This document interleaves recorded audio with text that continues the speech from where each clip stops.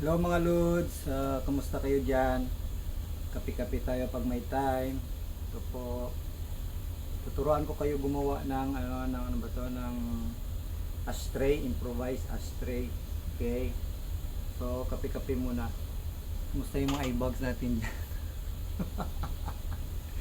Napuyat ako masyado dahil 48 hours, naka-idlikat ako ng isang oras lang kasi paano yung nagkarga kami dito sa Sungay Udang ng Euro 5 diesel. Yung opisina hingi ng bagong stowage plan para sa Jet A1 at saka sa ULG 95 gasoline para sa para sa Pirangar Bay at saka Labuan. Yun. So kaya puyat dahil malapitan na kasi yung biyahe. So from Sungay Udang, pupunta kami ng Lumot. Darating na kami mamaya alauna kasi umalis kami kagabi alas 8 na yung piloto namin. So ano lang yun, it will take almost 17 hours lang. So anyway, para hindi tayo mabuboring kung minsan, hanap tayo ng paraan, di ba? Para libangin yung sarili natin.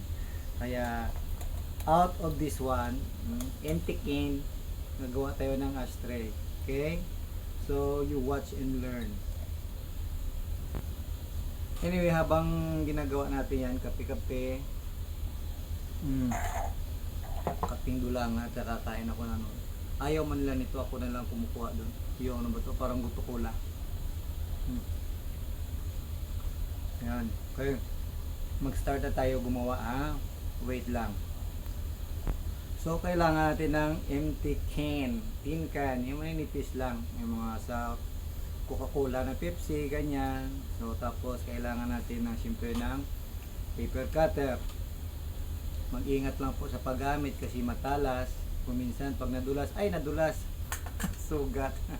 Tapos, skisor. Okay? Magamit tayo ng skisor. Okay? Simulan na natin, ha? Ito na-cut ko na actually, yan. So tanggalin lang natin yung ganito gamit yung ating na paper cutter at saka tapos scissor, gugupitin na natin yung yung ating empty can. Okay? Tapos yung ating empty can, tin can, nilagyan ko lang to ng plastic. Bahala kayo kung lagyan nyo ng masking tape, hindi kaya papel para yung sa limit ng pagupit, kung hanggang saan lang para pantay-pantay. Okay?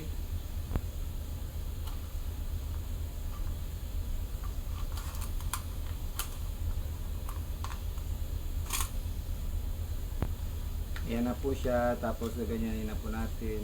Yan. Ingat lang po kasi matalas yan. Okay.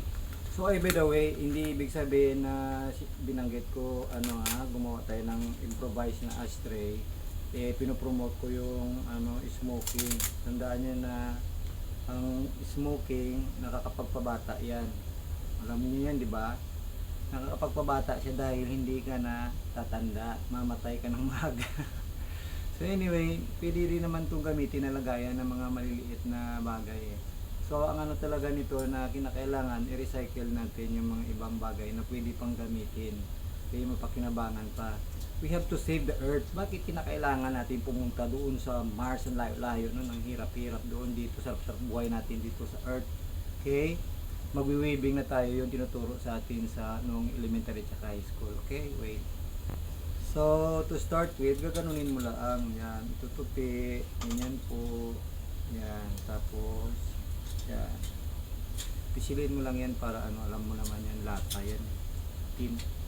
Kaya tin can. So, madali mo lang siya mabaluktot. Yan po, malapit na pong matapos.